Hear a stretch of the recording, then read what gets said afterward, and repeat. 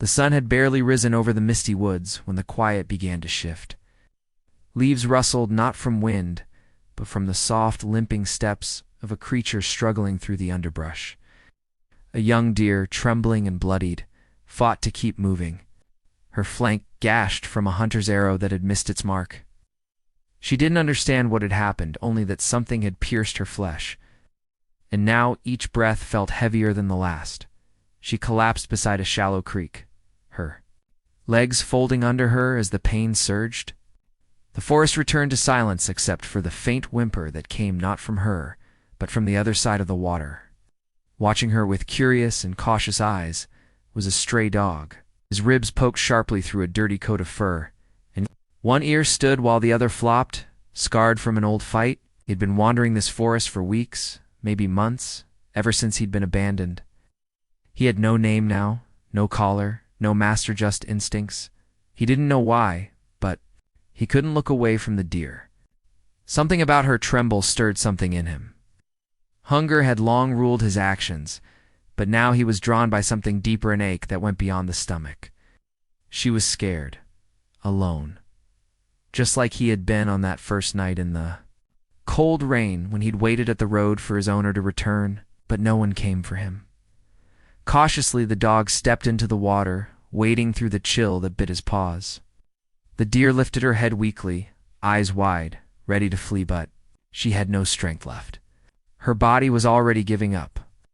But the dog didn't come to harm, circled her gently, sniffing the air, inspecting the wound.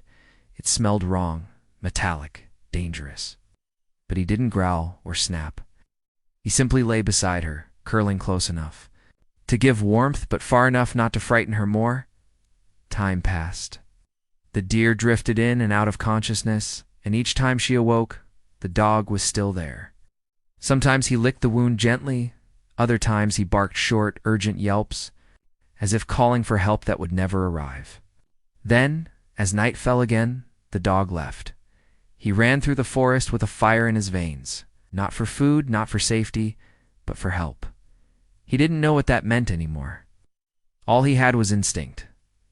An instinct led him toward lights, not toward humans, toward danger. He remembered how they shouted at him, chased him away. But maybe one would listen.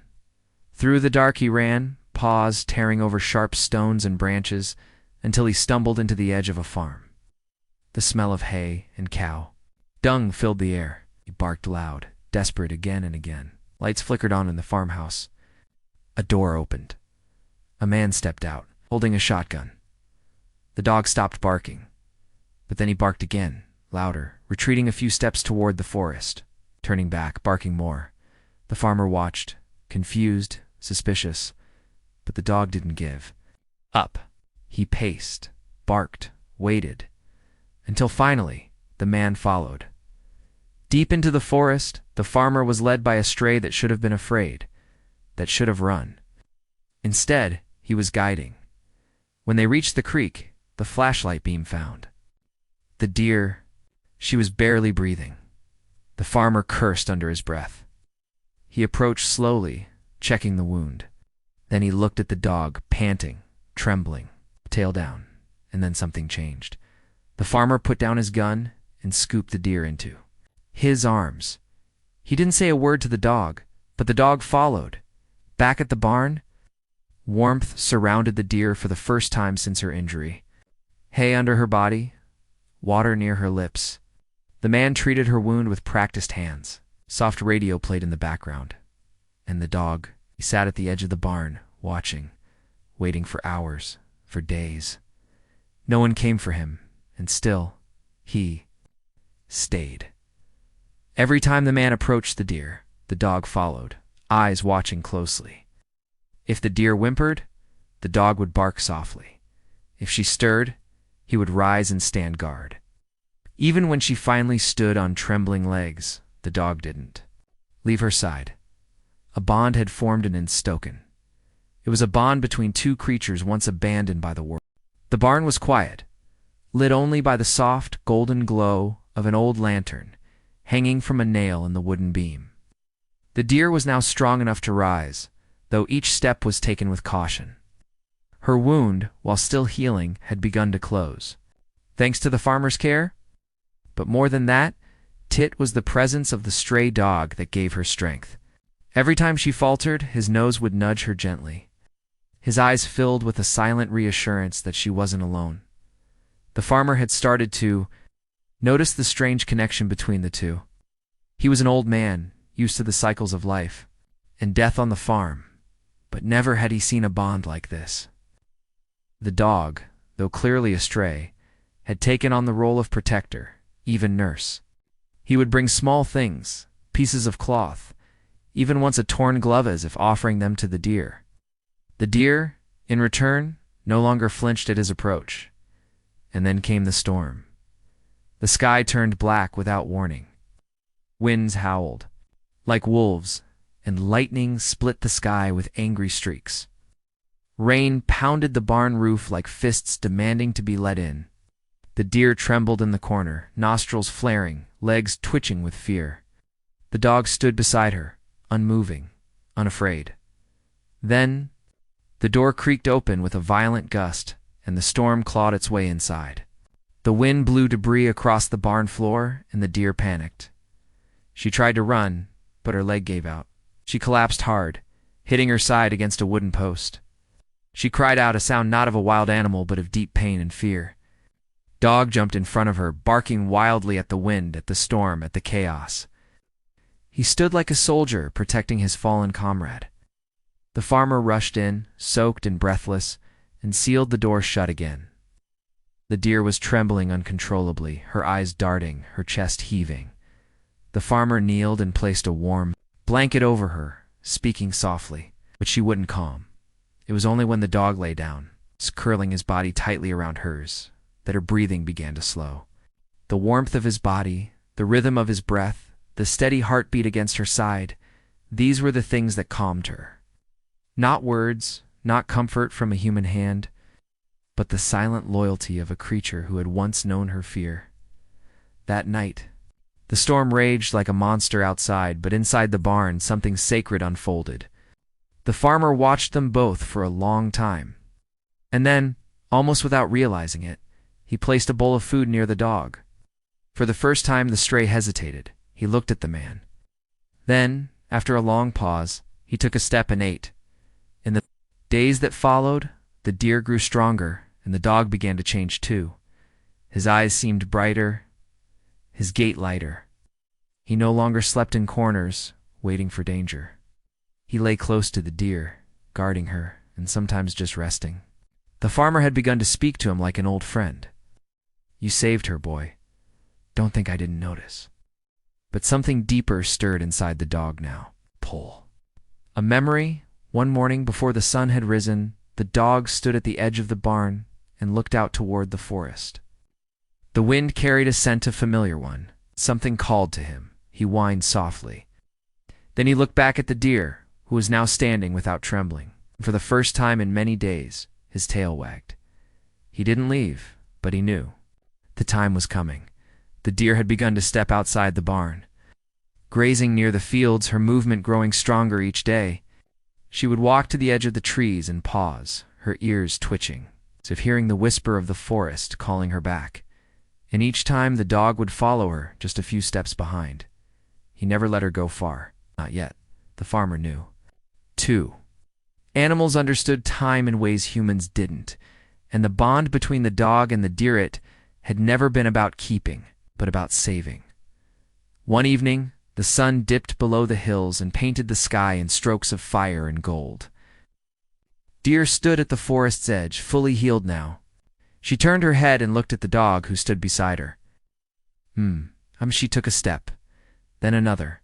The forest welcomed her back, and the dog, he followed, just for a few feet, just enough to watch her blend into the trees. Then he sat down. He didn't whimper. He didn't chase her. He just watched. She was home now, and he was still waiting for a home of his own. Days turned to weeks, and the forest began to change. Summer's warmth slowly faded, and a cool wind whispered through the leaves, carrying the scent of autumn. The deer had not returned, but the dog still sat by the edge of the forest every morning, as if expecting her silhouette to reappear between the trees. The farmer had begun to treat the dog like family. He called him Rusty one morning without much thought, and the name stuck. Rusty didn't protest.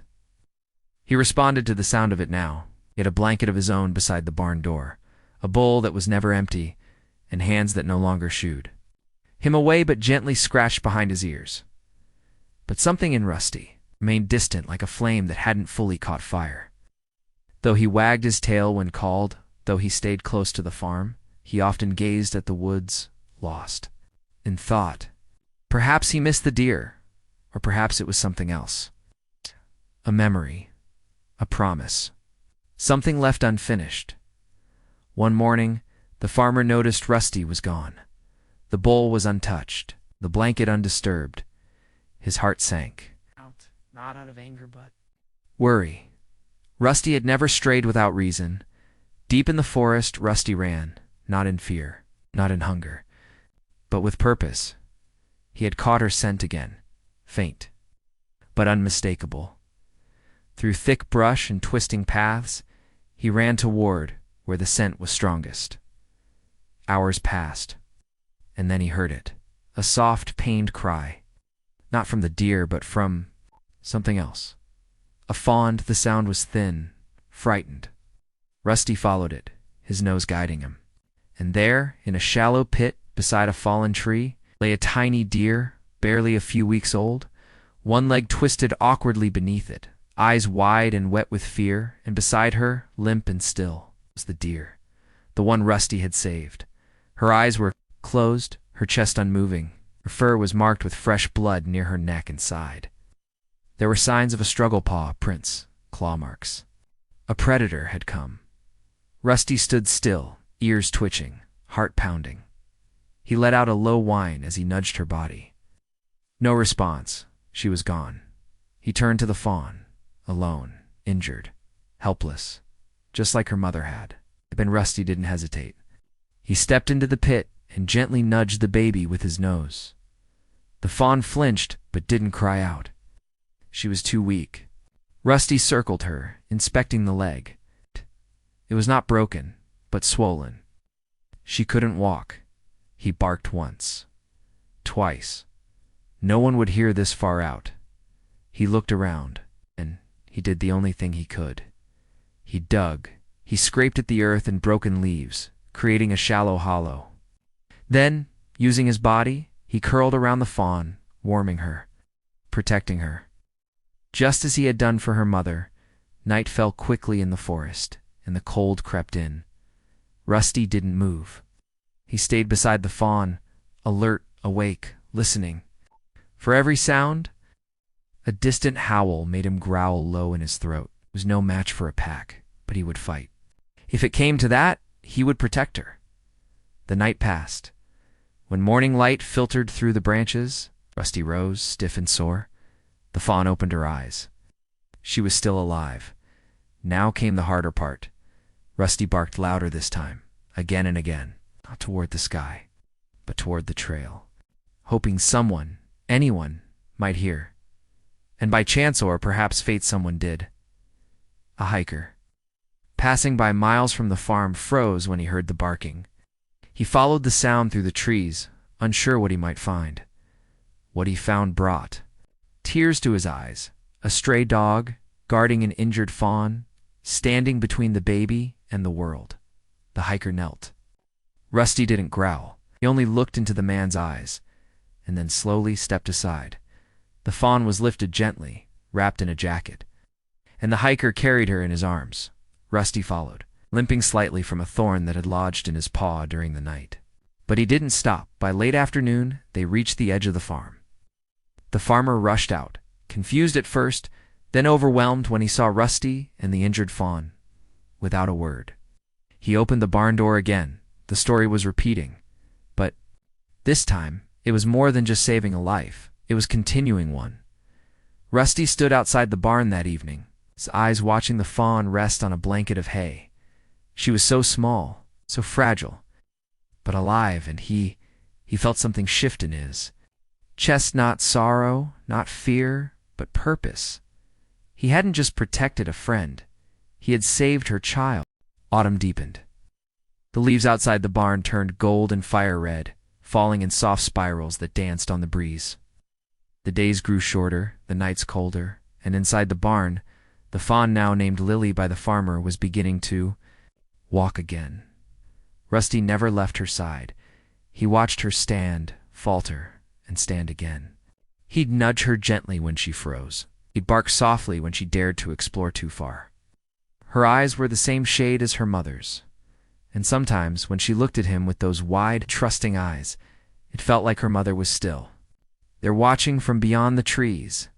The farmer built a small enclosure behind the barn, lined with soft grass and a low wooden fence. It was for Lily, but Rusty always stayed close, either curled by the gate or walking circles around the perimeter.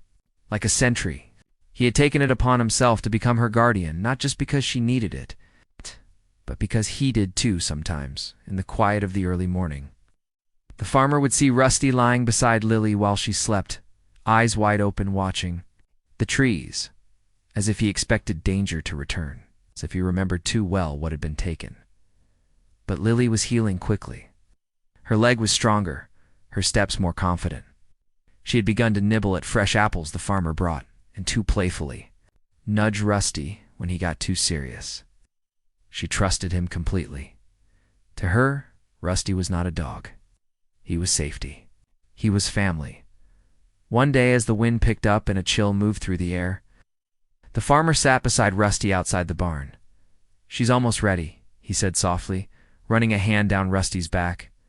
"Soon she'll need the woods again." Rusty didn't move. He only stared out at the forest. It was a truth neither of them could avoid. The farm was safety, but the woods were home. That night, as stars scattered across the sky, Lily stood by the open gate. She looked back at Rusty, then forward at the trees. She was waiting. Rusty rose. Slowly, he walked to her side. The wind carried the scent of pine and frost. Together, they stepped beyond the fence. The forest welcomed them again. They walked in. Silence Lily at Rusty's side, her head brushing against his shoulder as they moved deeper into the woods. Moonlight poured through the leaves above, lighting the path in soft silver. It was the same trail he had taken with her mother once, when everything was different, when everything had begun. But now it was a new journey, a new life. When they reached the clearing where her mother had fallen, Rusty stopped. Lily looked around, ears twitching. She recognized something here, the scent, the memory. She stepped forward and stood at the center of the clearing where moss had begun to grow thick and soft. She pawed at the ground gently and then looked back at Rusty. He stood still, and then, for the first time since her birth, Lily moved away from him. A few feet, then a few more. She wasn't afraid. She was strong. Rusty watched her disappear between the trees. This time, it didn't break him. It gave him peace. He sat down in the clearing, the moon above him, the memory of the deer in his heart, and the sound of the forest all around. He had done what he was meant to do. Not once, but twice. And now, for the first time in years, he lifted his head not toward the woods, but toward the stars and let out a long, low howl. Not of pain, not of sorrow, but of relief. Winter came silently. The trees stood bare, like skeletons under a sky the color of ash. Frost covered the barn roof in a delicate shimmer every morning, and the fields turned hard and still. The world seemed to hold its breath. Rusty had returned. To the farm alone? He didn't return because he was lost or lonely. He returned because he knew where he belonged. The deer had gone back to the life she was born for. The fawn had found her strength. The forest had reclaimed them. And the farm, this small, quiet place where he had once arrived without a name, was now his home. The farmer didn't ask questions when Rusty came walking down the hill that cold morning, his steps steady, his eyes calm. Simply opened the barn door, whistled once, and watched Rusty trot in like he'd never left. But something was different now. Rusty no longer looked at the woods with longing. He no longer waited at the fence. The ache that once lived in his chest had settled into something softer, something like peace. He still woke early, pacing the barn perimeter, He still listened to the wind. And sometimes, when the moon was full and the night was quiet, he would lift his head and let out a single, slow howl. A call not for help, but perhaps for memory, a reminder of the lives he had touched, the ones who had touched him. One morning, weeks into winter, the farmer was fixing the fence when he noticed something strange in the distance, tracks in the snow. Small, delicate hoofprints leading toward the barn, and beside them, another. Set. Rusty was already waiting near the gate, tail still, eyes focused. The farmer turned, following his gaze, and then he saw her. Lily, she had returned. Taller now, her coat thicker, her steps confident. She stood just beyond the gate, staring quietly at Rusty. For a long time, neither moved. Then she stepped forward slowly until her nose touched Rusty's. He stood like a statue, not moving. As if afraid the moment might vanish behind her, faint and shy, two more tiny fawns emerged from the woods. Their legs wobbled, their eyes wide. They hid behind their mother at first, peeking out, sure of this strange dog at the edge of the human world. But Lily didn't flinch. She stood, close, trusting, remembering. The farmer didn't speak. He only watched, his breath fogging in the cold air, heart warm. Rusty turned and walked beside Lily to the edge of the trees. He didn't follow her into the woods this time, didn't need to. He had seen her return not for help, not for shelter, but perhaps just to show him something, that what he had done had mattered, that she remembered that kindness. Indoors, the deer and her fawns vanished into the woods once more. Rusty sat for a while, watching the trail long after they were gone. Then he turned and walked back toward the barn, his paws silent on the snow. The farmer met him at the door, scratched behind his ears, and said quietly, "Good boy." In Rusty, he curled into his blanket, eyes slowly closing, heart full not just with peace, but with purpose, a stray no more, a hero forever.